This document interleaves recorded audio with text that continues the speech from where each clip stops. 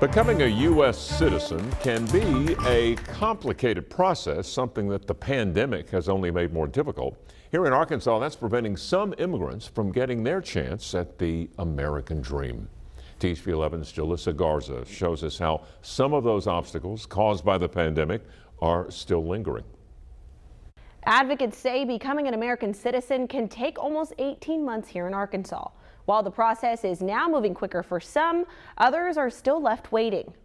We have definitely seen the impact of the pandemic on citizenship nationally. Helena Cork with the National Immigration Forum says even before the COVID-19 pandemic, there was already a backlog of citizenship applications. So what we had, this perfect storm in 2020, was an existing backlog of applications that weren't being processed. Cork says once the pandemic hit, offices closed, citizenship ceremonies were canceled, making that backlog worse. Arkansas in particular, that year saw a backlog completion rate below 50%. So for those waiting before the pandemic, many were now left waiting even longer. It's a process attorney Miriam Ramirez Ward says can already take years for some.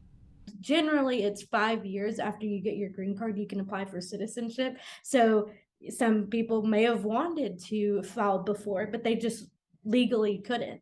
So it wasn't their fault, that just the timing wasn't right. According to the Immigration Forum, when U.S. immigration offices shut down from March 2020 through that June, that left nearly 300,000 people nationwide unable to complete their path to becoming a citizen. In Arkansas specifically, what we saw up until about September 2020, when they were looking at those numbers of potentially eligible voters for the presidential election, we saw 1,164 disenfranchised potential citizens as a result of those closures. Cork says during the pandemic, those offices had to make adjustments to help keep the application system moving.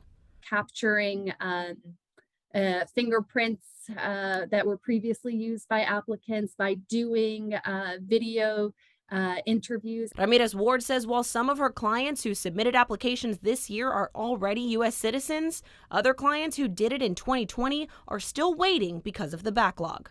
Some of them are still being processed. Some of them have gone to their interview, but we're still waiting even longer for their swearing-in ceremonies. Cork adds that another issue offices are running into when it comes to lowering that application time, having enough workers because of the labor shortage. In studio, I'm Jalissa Garza.